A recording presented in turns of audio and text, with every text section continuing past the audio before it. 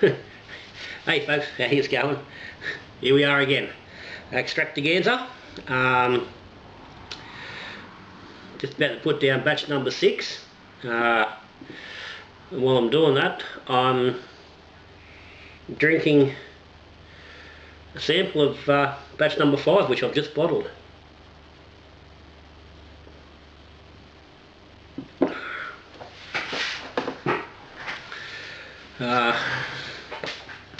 And by the time you've seen this video, you've already seen a review on this. But that's not tasting too bad actually earlier. Anyway, let's get to today's business. Batch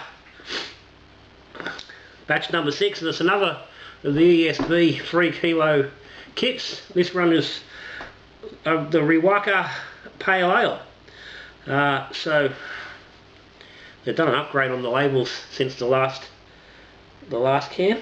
They're just a generic label, it's just a sticker thrown over the blank bit there, but anyway. Best before 2nd of 23, so they're fairly new. So that's all good. So once again, there's going to be nothing extra going in that. Straight in the fermenter.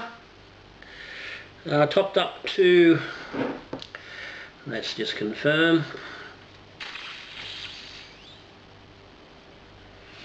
so the total volume indicated on the can, 22 litres there on the front. Okay, and we have a pack of Sapphire USA 5 under the lid.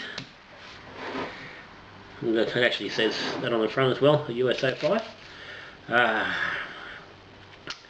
This has got a best before the 2nd of 23 as well, so it's nice and fresh. So we're putting fresh yeast in with these.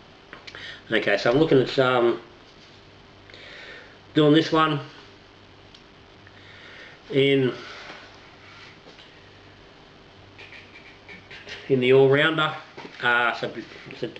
The USA 5, I will do this fella at about 18 degrees, so we'll keep the yeast character down, let the hops play.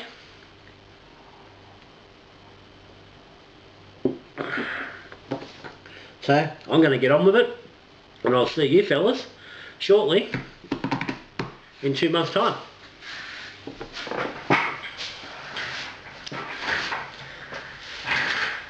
Righto, tasting day.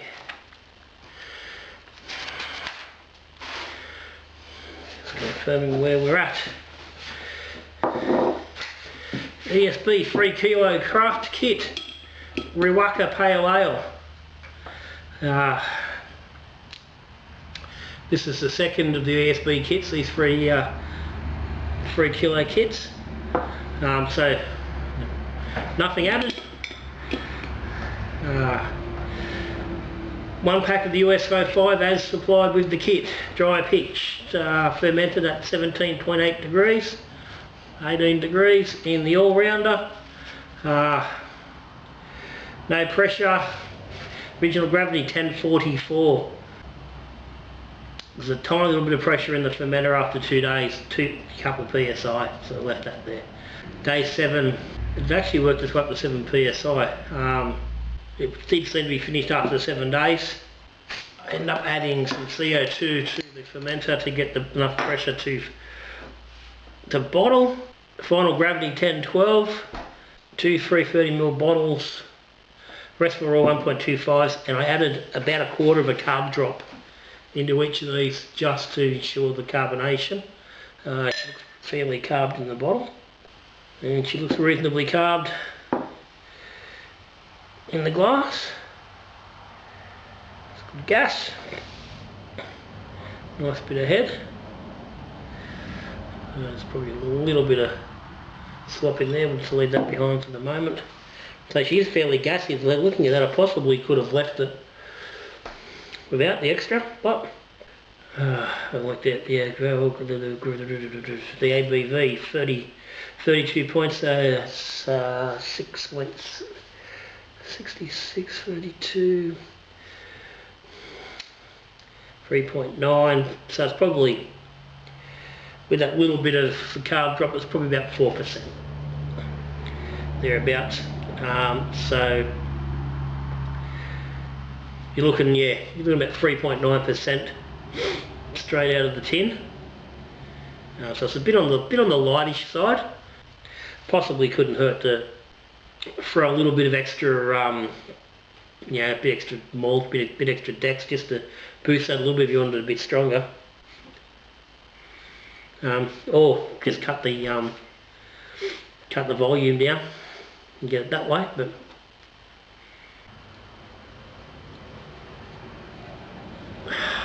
it's a bit of a beery nose. It's also a little bit kitty, which is something I really didn't get with the last ESB kit, but that's where we're at. So it's a deepish gold. I said that carb's staying on pretty strong. It is a nucleated glass, so if it wasn't nucleated, it probably would have been a little lighter. It's developed a decent head, and I'm going to have a bit of fun getting through that. It's thick and dense. It's not settling in a great hurry.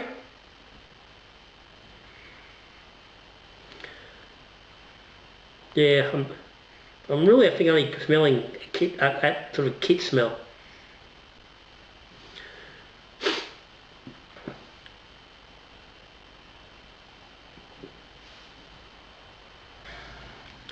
Okay, now I'm getting the same with the taste. I'm not really sure whether it's the hop or the kit, but I'm sort of getting that bit of a taste from. Okay, it sort of disappears with that second mouthful. There's a little bit of fruit there, a little bit of good whack of malt. The malt's fairly solid. It's not sweet and anything like that, but it's just good malt presence with just that little bit of that hot fruit coming through. There's a little bit of kit edge, sort of late in the mouth, on the top of the mouth, but it's not real big.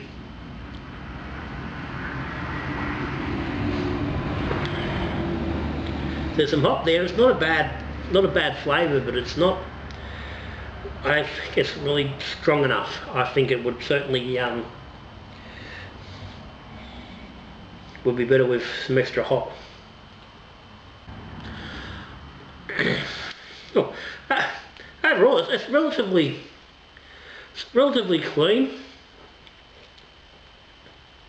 medium bodied, medium mouth. Not sweet or cloying in any way, but there's good malt. The hop is just a little bit light on. I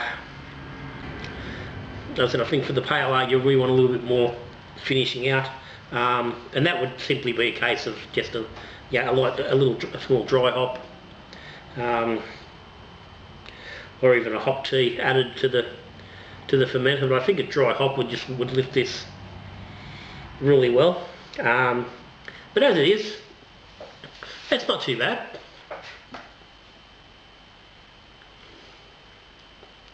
It's not great.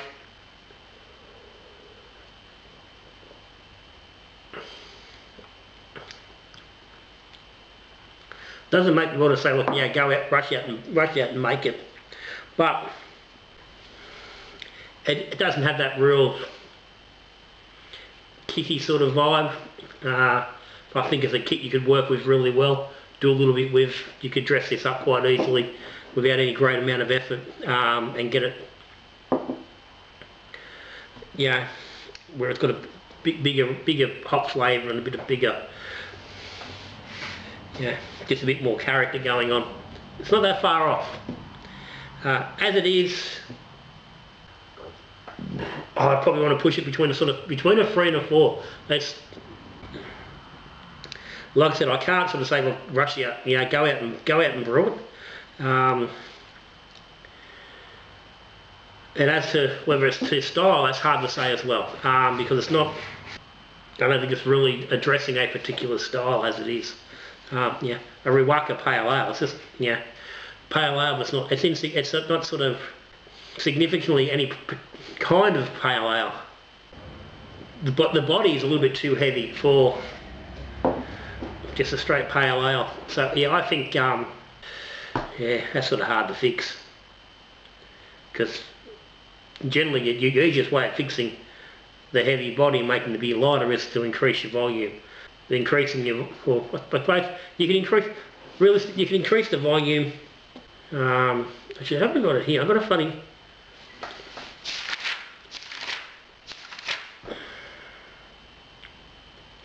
Okay, first one was 22 litres, so I would assume this one would be too. They do brew out to they are a different, slightly different volume. So I think if you were to take this out to 24 litres with even just 100 grams of Dex thrown in to bring that alcohol, just to bring the alcohol up a bit to counteract it, even 200 grams and a little bit of dry hop, and I think you'd have a quite tasty beer. So yeah, I think as a base you can certainly work with. I'm not saying I don't think it's going to win. It's not going to win a lot of fans, but I think it's definitely workable. Anyway, that's me. Comments, questions down the bottom. Guys, that's it. Extractaganza, this is episode number 6. Next brew for tasting is the Mangrove Jack's Craft Series IPA, which will be a little while away now. It's got a little bit of aging to do. No, it's got a couple of weeks. It's about 3 weeks away probably. And other than that, the next one after that's going to be a little longer because I haven't even got the next one in the fermenter. It'll be in the fermenter Friday. It's Wednesday today. Whether you get this video on Wednesday is another matter, but that'll be 2 days away. So that's just haven't been able to get to the ferment fridge. So I said, yeah, IPA, the Mangrove Jack's IPA coming next. And the next brew after that is the Cooper's English Bitter. So, guys, thanks for watching. Till I see you then, good brewing.